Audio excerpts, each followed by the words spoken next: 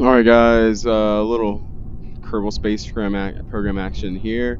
So this is real solar system. So we are actually launching from Kennedy Space Center in Florida. Very large rocket with almost 1100 milliseconds delta V once we eject the launch escape tower.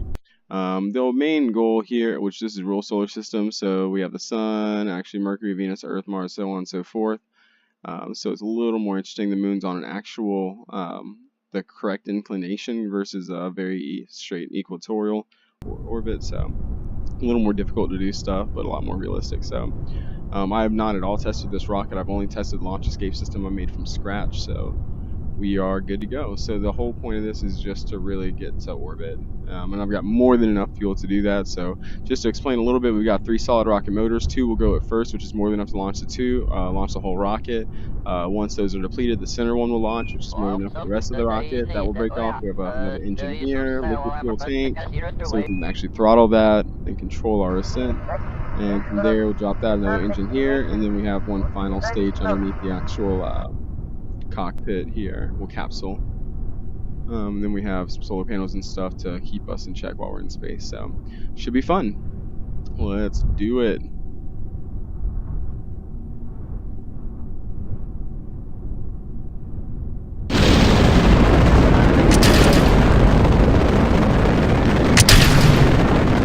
Cool. So far so good. We are stable. These engines have what's called gimbal, meaning that they can actually, the thrust can be vectored in any particular direction to help you steer the rocket. Now, it's not as efficient because, of course, you're throwing momentum at that point. It's a lot better to have control surfaces, but for a straight-up launch like this, it's not really considered. So, at this point, we're just watching our speed and stuff, watching the actual altitude, and, of course, watching our solid fuel here. We've got everything queued up. You see we've got a action groups here for releasing the launch escape system. Once we actually get into, out of atmosphere, board to shed it aerodynamically. We have the descent mode that'll offset the center of mass for the capsule so that it actually has momentum properties on its way back into the atmosphere, so we can control our descent so we don't burn up.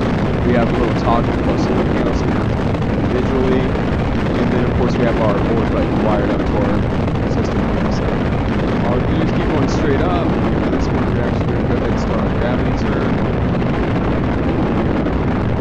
Start moving over.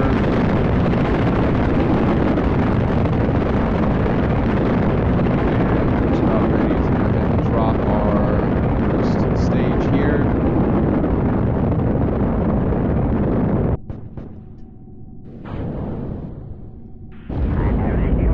Perfect.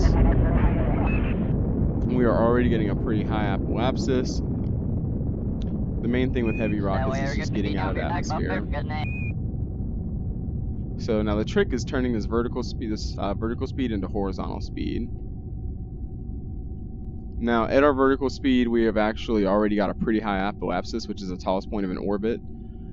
So it's going to take us a little while to turn that into roughly like 8,000, 9,000 meters per second of horizontal speed, but that's what is sufficient enough to throw yourself over the edge of the Earth.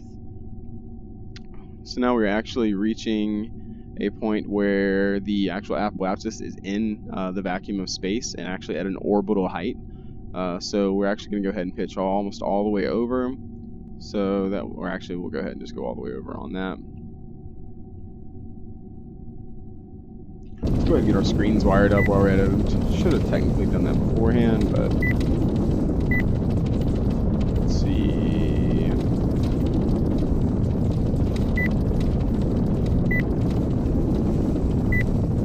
There we go. Alright, we've just exhausted that stage. Go ahead and burn that off. And go ahead and fire the next stage. So at this point, I'm actually content with our apoapsis. So we're actually just going to float up to apoapsis at this point.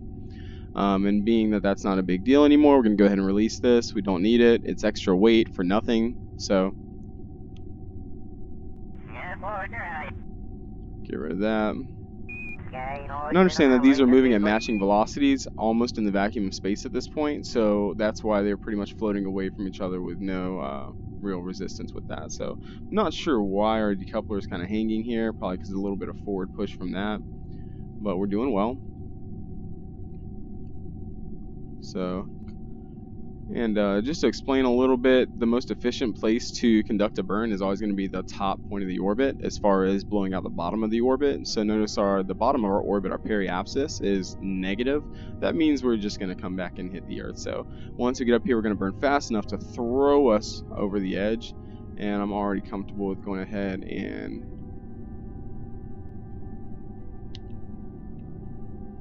burning.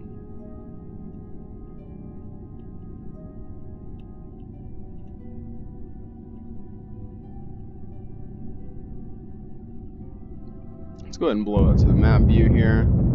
Let's see how this is looking. So far, so good.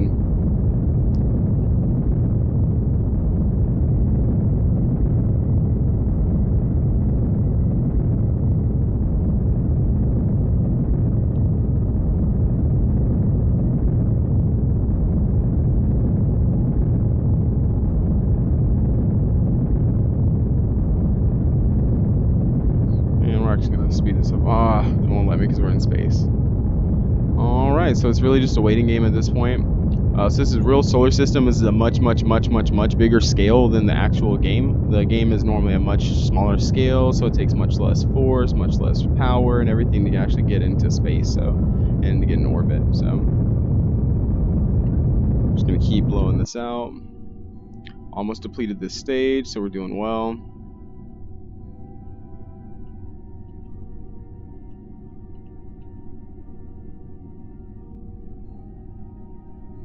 Now notice I don't have any little RCS, what are called reaction control systems in any place. I don't even really have reactionables except for in the capsule itself, and that's only really going to be good for this upper stage right here. So.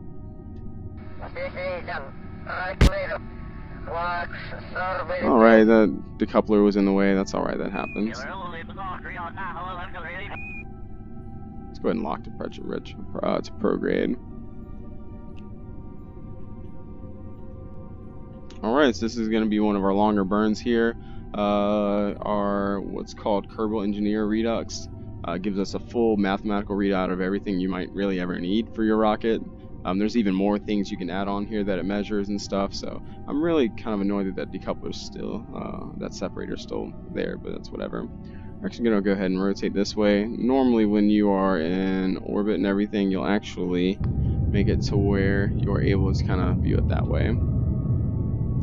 But we are definitely doing well with our orbit, so clearly we are very close here, and considering we still have 2,800 meters per second delta V, we still should be well suited to get through space here. So we're actually going to pitch down a little bit and see if we can bleed some of that or push it directly into the bottom. So. There we go, starting to pick up some real speed with, real acceleratory velocity. I don't know if that's a term, but I kind of made that up. But velocity with the acceleration, like a rate of acceleration.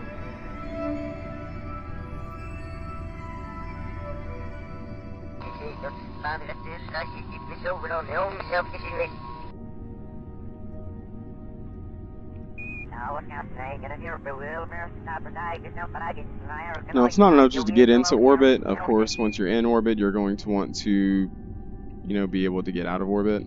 Alright, so we've actually drastically blown out our apoapsis again, but we have to keep burning because we actually otherwise... Oh, hey, cool! We're able to ditch that.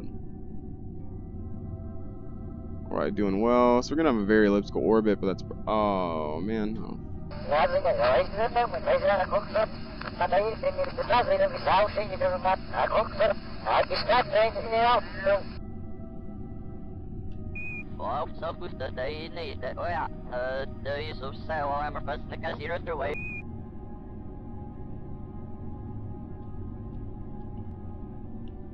we can get that to about 150, 160-ish, that'd be perfect.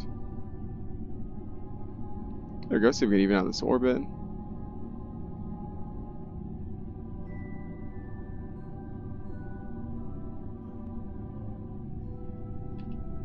Alright, we've done it. We are in orbit. Yay!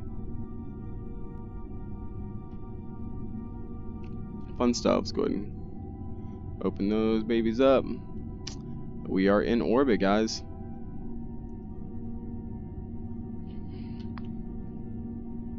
very low orbit, but what's called low Earth orbit.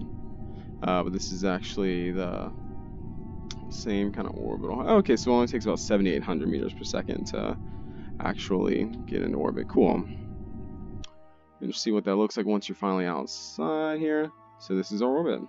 So you can see our apoapsis here at 331 kilometers, and then we have a periapsis at 157 kilometers. So that's cool, and that's going to be the fastest and lowest point of our orbit, and then we have the slowest and highest point of our orbit.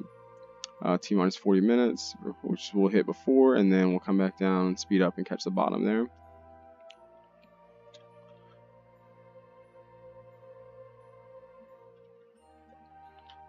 Very enthralling, right?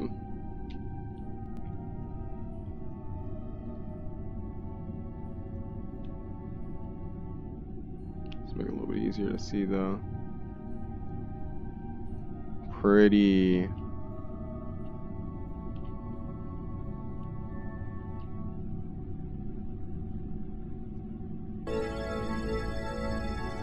I wonder what that dot is. Oh, it might be a stage you dropped or something. That would make sense. So let's get out, let's fly around, do fun stuff.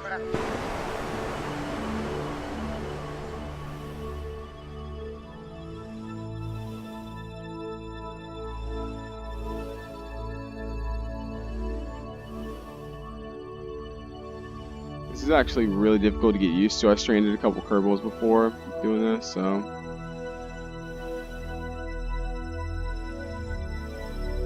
But, it's just weird translational controls and stuff like that. You gotta kind of get used to alternate keyboard layouts and stuff like that.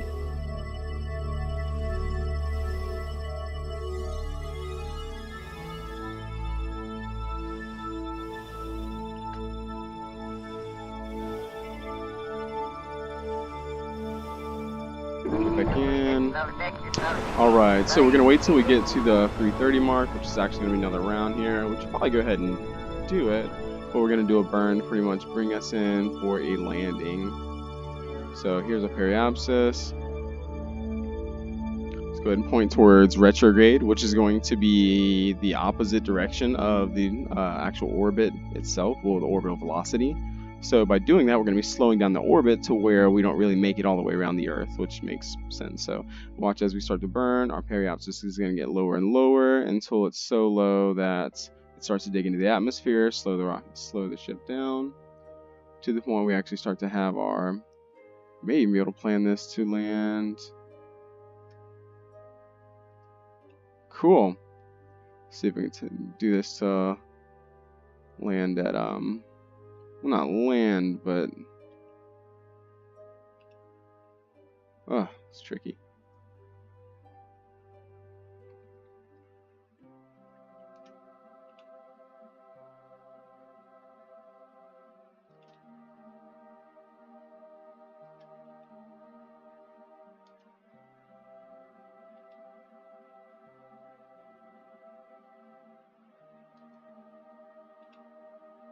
Okay, that works out, because by the time we come around, we should be good. So this point, we're just going to return to orbit. How are we doing on video time?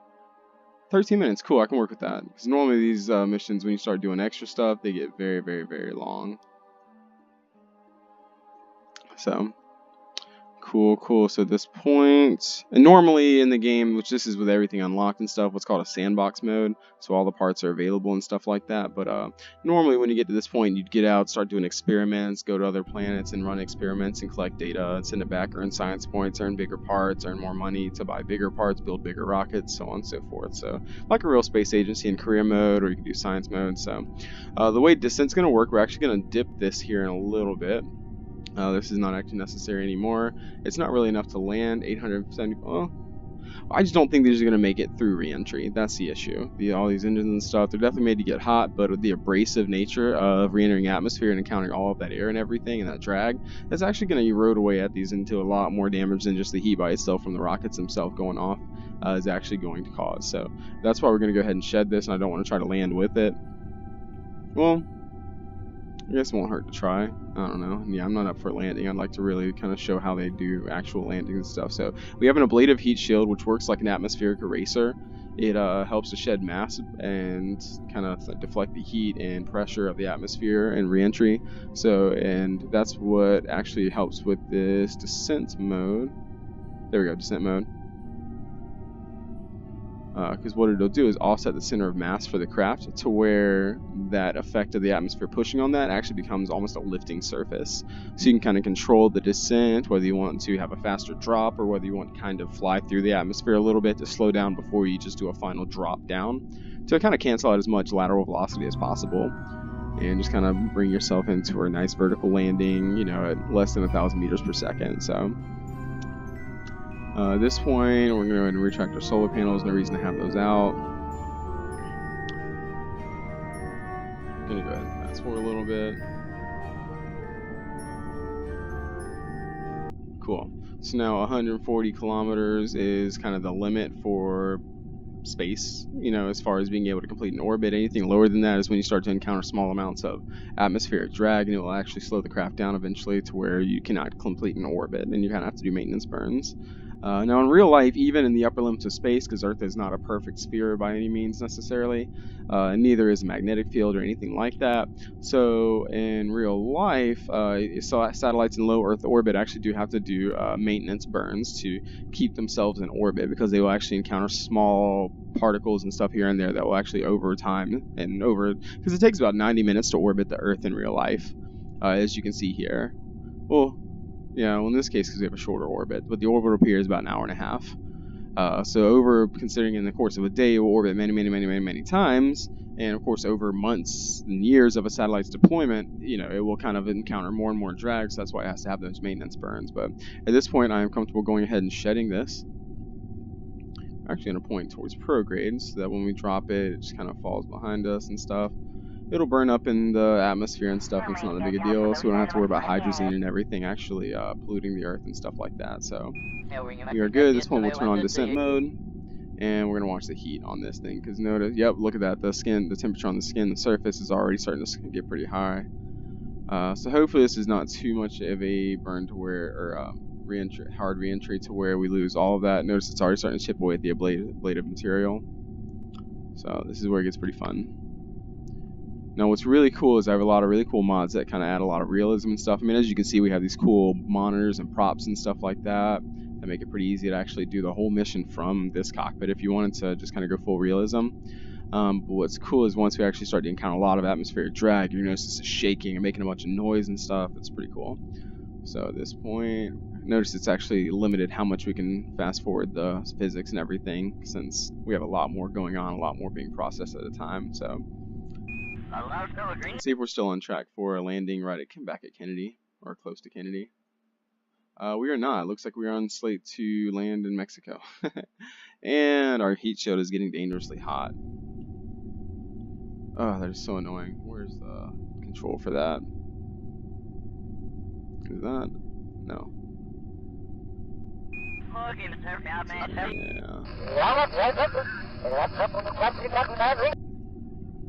There we go. Oh man, there's that bug where the ocean kind of disappears. It's annoying.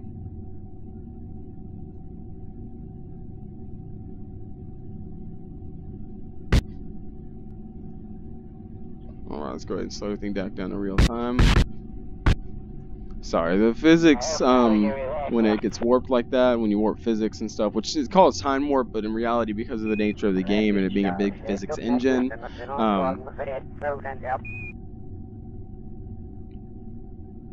you know, I probably could have done this a lot better if I would have saved the motors and actually just kept my periodic is pretty high. What is blowing up? Well, we are gonna have a flight log in here, so I'm not worried about that. Where's our flight log? I can never remember where it is. Oh, cool! I forgot we have vessel viewer. We'll leave that up. That's always cool. The flight log somewhere. Oh, that's cool. What did it blow up? Exploded. S5. Oh, that's those stuff we dropped back. Okay, those are the motors. So we're doing well. At this point, it's not gaining any further speed. We're not really counting. Oh, wow. Yeah, that was scary. Oh, wow. We're about to lose this heat shield. That's not good. Okay, we're about to die, guys. I messed up. Yep, it eats away these things. I know. Man, I feel stupid for that. I've done successful re-entries in our real solar system, but I actually just got some mod issues, compatibility issues worked out, and this is kind of the first time I'm getting to do a launch in general.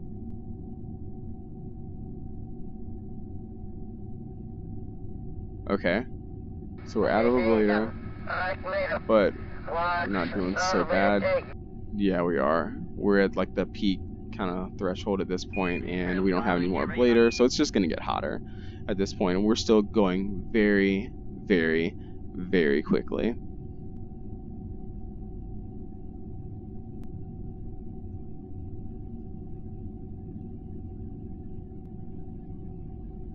But so far it's not absorbing any more energy as far as temperature and Kelvin's concerned, so that's good, but it is getting very, very, very hot. Now the core is actually getting hot because there's no more ablative material to keep that safe, so that's not good, but hopefully we can shed most of the speed before then. Ooh, almost lost our parachute. That would have been bad. Yeah, let's just ride this out. Let's go ahead and just fast forward a little bit.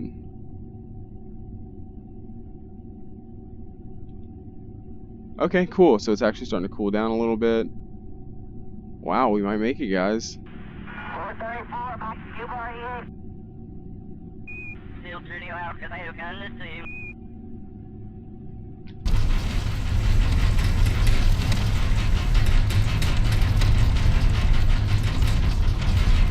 Fun, scary.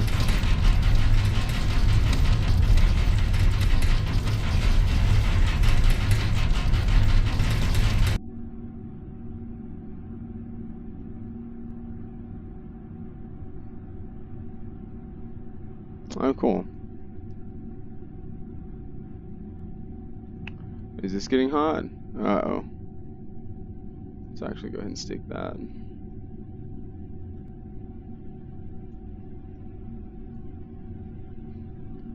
Okay, so it looks like we might have an ocean landing. That's fine. Splashdown. As long as we make it through this heat shield, we're still going over 7 kilometers a second. We are not shedding anywhere near enough speed. Okay, so much for saving Mexico from hydrazine and stuff like that, so we'll see.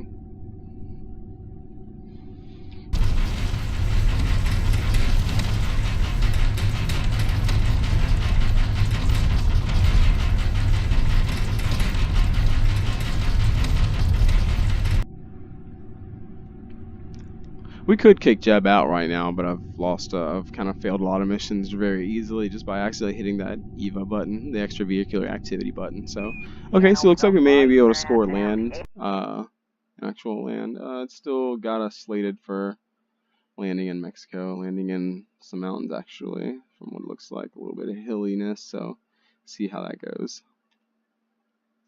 All right, and our heat shield is officially starting to cool down.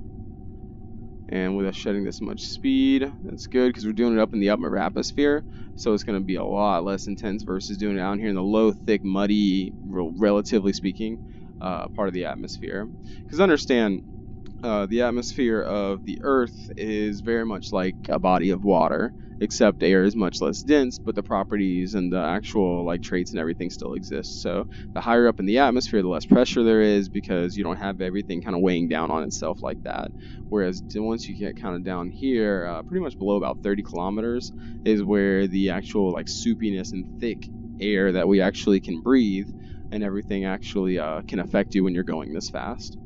Which is why, you know, the Concorde, for instance, couldn't really reach its optimal speed until it got well outside of this and everything. Same with the SR-71 Blackbird, one of the world's fastest jets, if not the fastest, I can't remember, but for the same reason it has to go very high because it actually would just encounter too much air resistance at that point. So notice our center of mass is definitely affected because even though we're trying to stay locked towards towards retrograde, it's actually off a little bit, whereas turning off capsule will fix that. But this is good because this creates a lifting surface and keeps us from dropping down too much so that we can shed as much of this speed while we're up here as possible and then bring ourselves down. So I'm doing well. We're not gaining temperature in any place, so I can actually go ahead and comfortably get rid of those.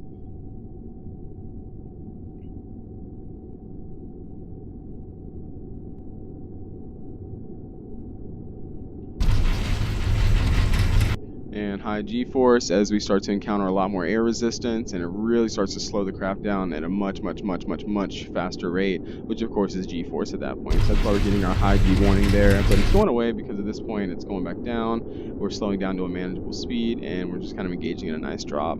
So at this point we're going to go ahead and arm our parachute so that our drogue can go and kick in at a preset time. In fact, I don't think I ever set that very much. Well, it's okay, so our parachute will hit at 900 meters and then fully deploy at 700. Our drogue is actually ready to go ahead and go, so let's go ahead and close this. And that drogue is going to slow us down enough to where we can comfortably, we'll actually just go ahead and turn off stability assist and just let the parachutes do their work from here. Not going fast enough to really worry about anything else. We can turn off descent mode and just kind of let the center of mass do its thing. And we're pretty much home at this point. It's really just a matter of actually hitting the ground, so.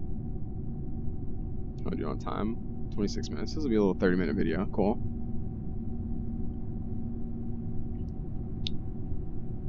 Why are we still highlighting stuff?